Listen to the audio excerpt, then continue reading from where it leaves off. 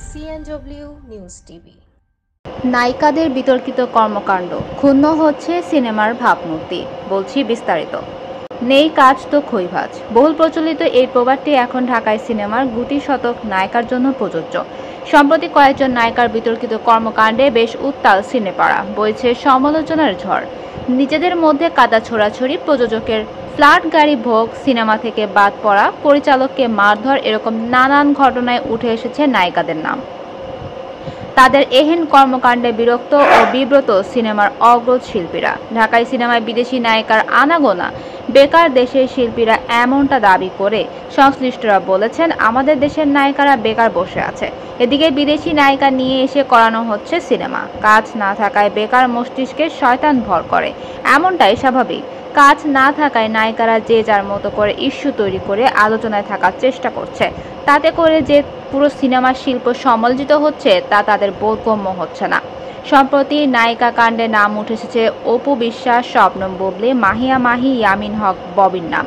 তাদের কর্মকাণ্ডে সিনেমা শিল্পীদের নিয়ে হাসাহাসি করছে সাধারণ মানুষ। শিল্পীদের কতটা সংবেদনশীল হতে হয় তা হয়তো ভুলেই গেছেন এই শিল্পীরা।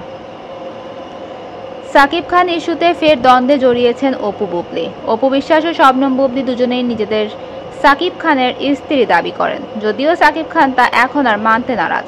দুজনকেই তিনি তালাক দিয়েছেন, অথচ এই সাকিবকে নিয়েই নিজেদের মধ্যে প্রতিনিয়ত চলে তাদের খোঁচাখুচি। কে কাকে অপমান করবে এই নিয়েই চলে নিত্য প্রতিযোগিতা। অন্যদিকে প্রযোজকের উপহার নিয়ে সমালোচিত মাহিয়া মাহি। জাজ মাল্টিমিডিয়ার হাত ধরে শোবিজে আসেন চিত্রনায়িকা মাহিয়া মাহি।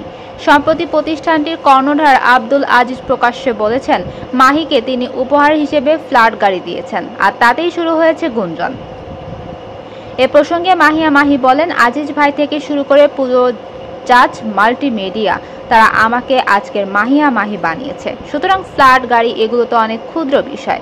তারা যদি এটা বলে থাকে, আমি এ নিয়ে কোনো কিছুই বলবো না। আমার কাছে জাজকে অনেক সম্মানের একটা জায়গায় রেখেছি, আজীবন রাখবো। অন্যদিকে নির্মাতাকে মেরেছেন ববি।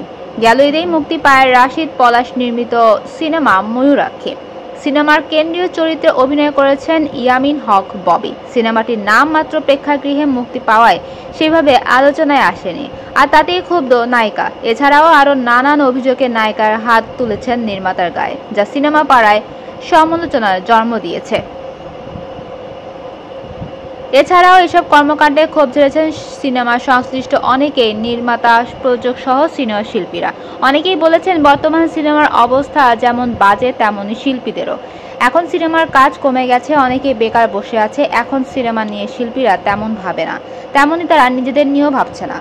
যদি তারা তাদের মধ্যে শিল্পীর মন মানসিকতা পোষণ করতেন, তাহলে দেশের মানুষের কাছে এই শিল্প তথা শিল্পীদের এভাবে ছোট করতেন না। তাদের এসব কাণ্ডে পুরো দেশ তথা বিশ্বের কাছে আমাদের সিনেমার ভাবমূর্তি ক্ষুণ্ণ হচ্ছে।